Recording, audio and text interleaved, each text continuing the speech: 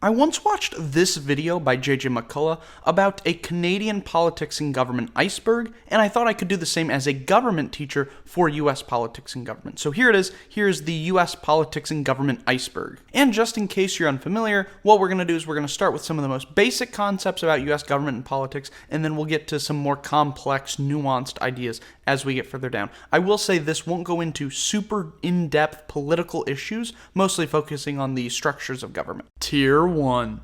The U.S. Constitution is the document that sets up the U.S. government. It was written in 1787. We usually credit James Madison as being the father of the Constitution. He was the leader in the room that was writing the Constitution. And there's really three main parts of the Constitution that you should be concerned with. The first is the preamble. This is one sentence that sets out the goals for the country. A lot of Americans know it. It starts with "We the people." Then there are the 7 articles that outline how the government works. The first 3 are the most important. And then there are 27 amendments or changes that have come to the Constitution since it was adopted. The first 10 came right after the Constitution was adopted. We call those the Bill of Rights, and then there's been 17 more in our history. The United States has 3 branches of government that are outlined in Articles 1, 2, and 3 of the U.S. Constitution. These are the legislative branch that writes the laws, the executive branch that enforces the laws, and the judicial branch that judges and interprets the laws and settles disputes and stuff. The United States has always had 2 dominant parties,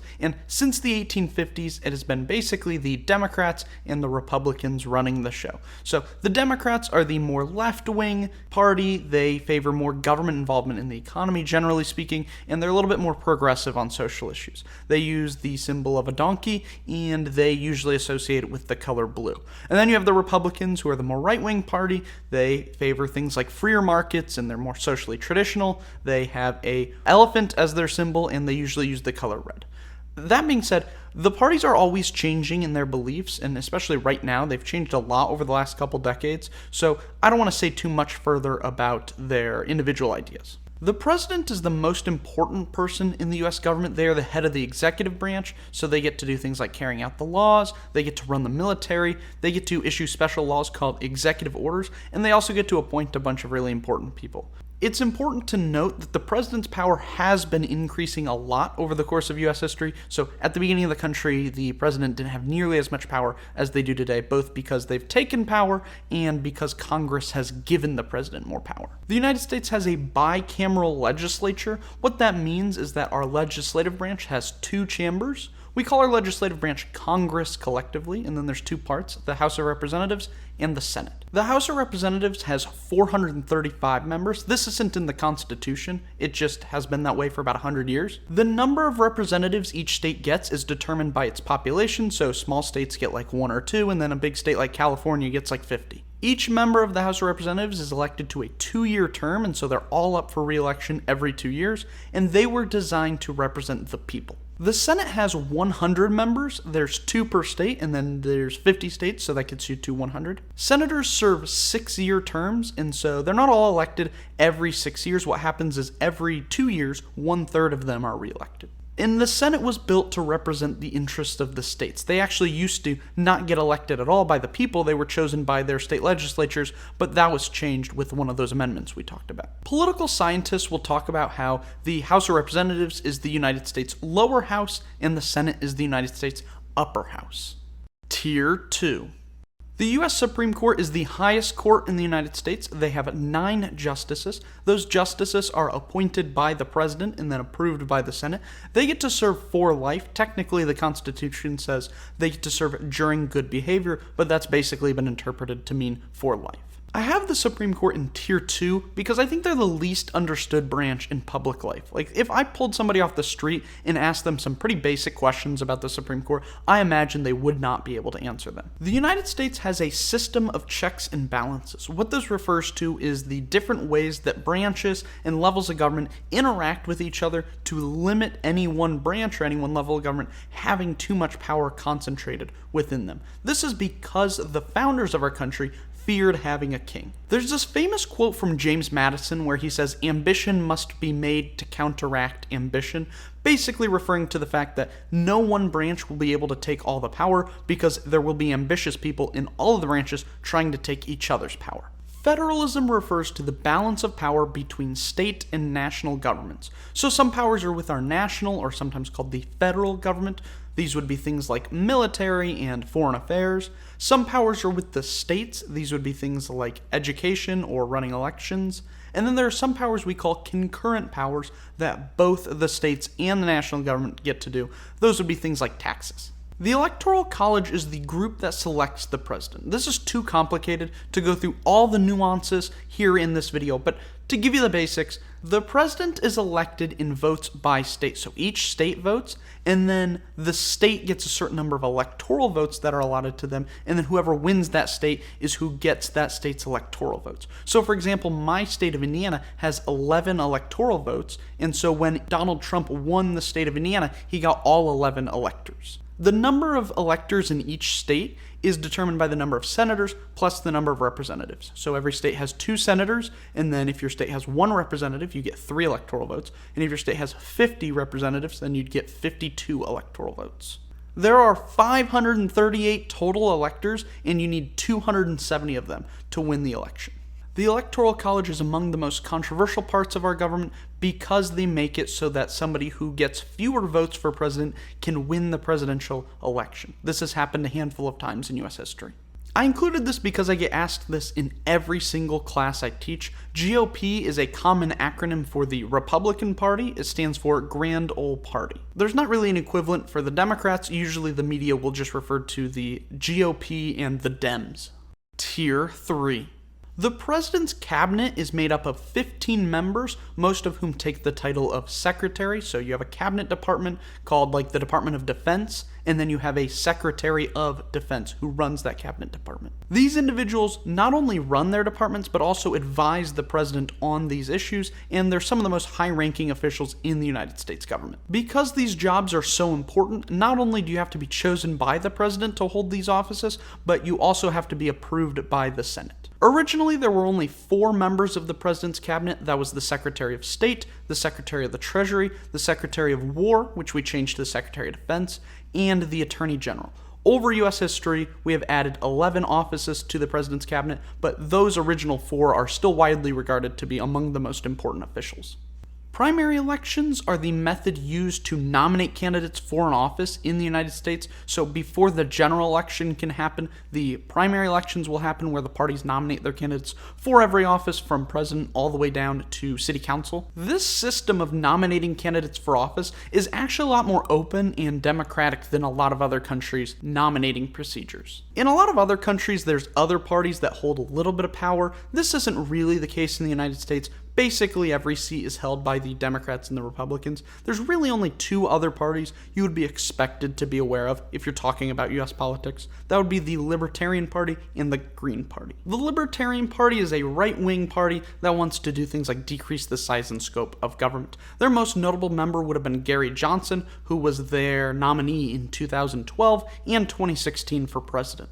The Green Party is a more left-wing environmentalist party, and their most notable member would be Jill Stein, who was the party nominee in 2012, 2016, and in 2024.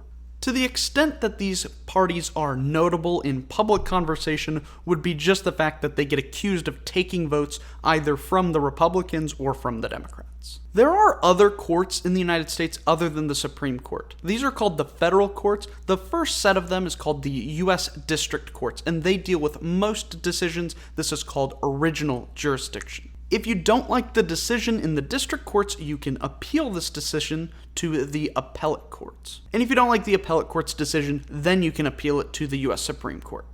The separation of church and state is an important part of the U.S. government. In the First Amendment, you'll find the freedom of religion, which says that Congress does not have the power to establish a religion. Today, this often gets broadly interpreted to say that the government shouldn't have any religious influence at all. And this is kind of a controversial thing, but just the idea that our government and our church are separate is an important part of American government.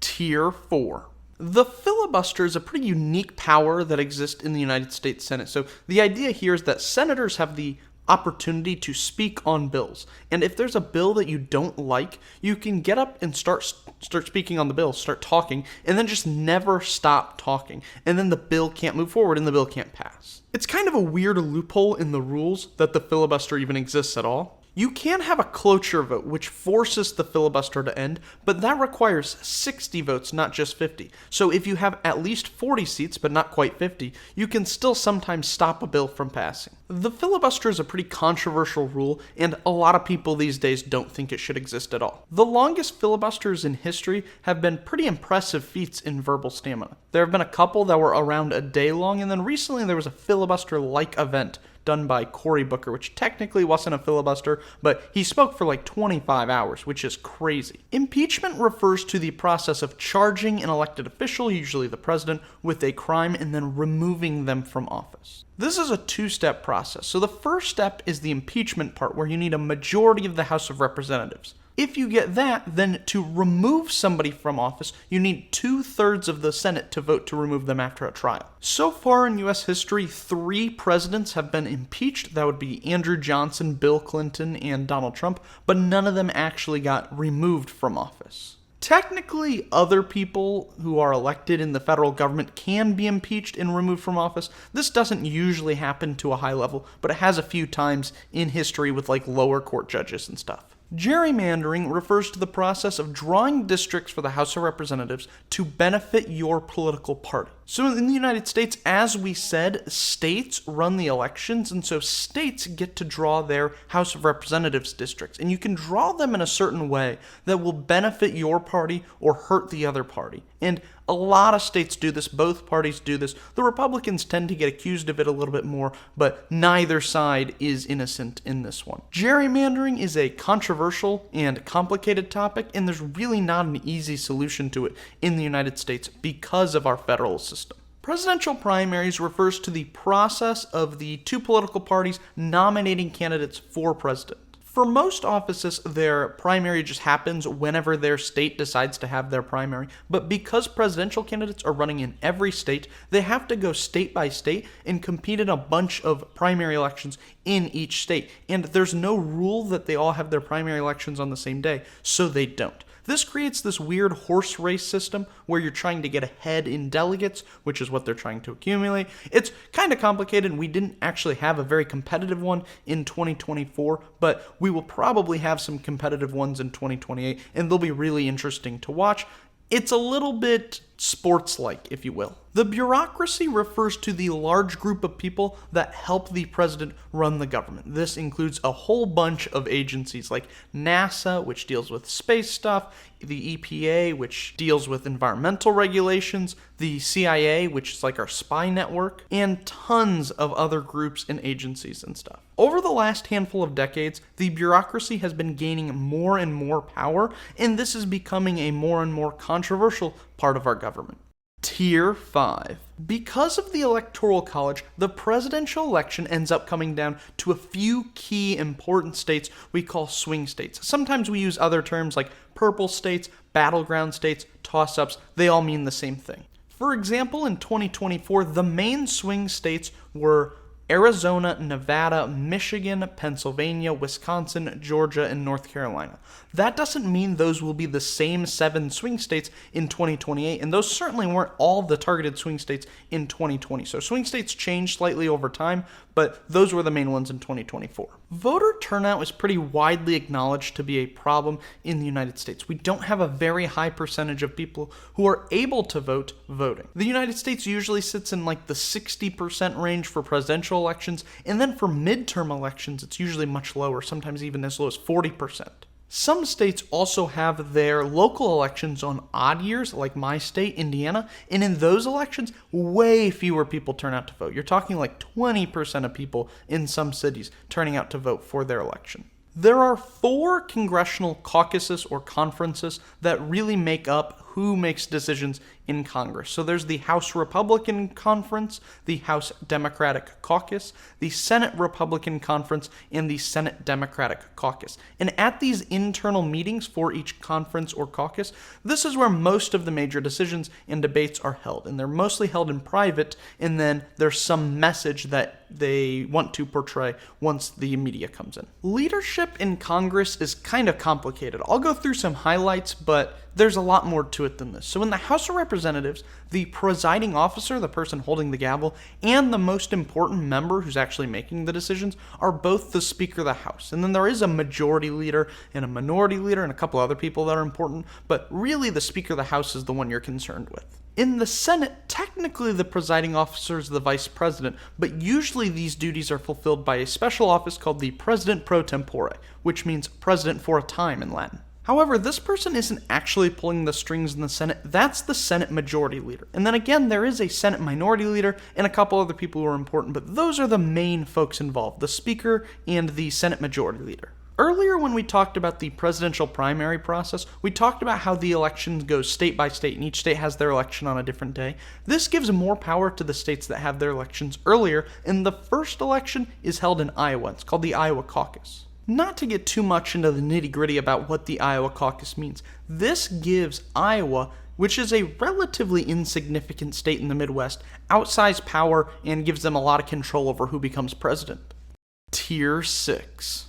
There are other parties that are lesser known, and unless you're a big political junkie, you're not going to be familiar with these at all. This refers to parties like the Vermont Progressive Party, the American Solidarity Party. There's a kind of communist socialist party called the Party for Socialism and Liberation. There's a right-wing party called the Constitution Party. These parties, except for in some localities, are largely irrelevant. First past the post is the term for the system that we use to vote for most offices in the United States, which refers to the fact that there are one-member districts and it's a winner-take-all system. So as long as you get the most votes, you win the office. Because of something called Duverger's law, this system will almost always ensure a two-party system, which is why we have just the Democrats and Republicans. If you're interested in first past the post or other electoral systems, I'd recommend this CGP Grey video, though this is a topic that I'd like to make a video on in the future.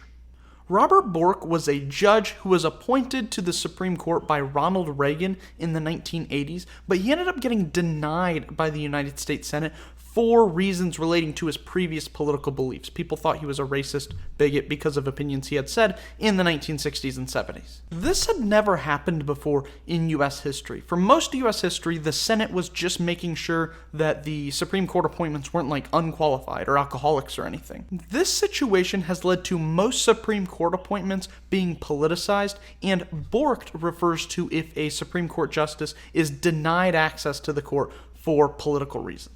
One of the most poorly kept secrets in U.S. politics is the massive role that money plays in influencing political decisions, and this all stems from a Supreme Court decision called Citizens U versus FEC. This Supreme Court decision basically got rid of a lot of the limits on money in politics in the United States. This has led to more and more money being funneled into elections through things called political action committees or super PACs.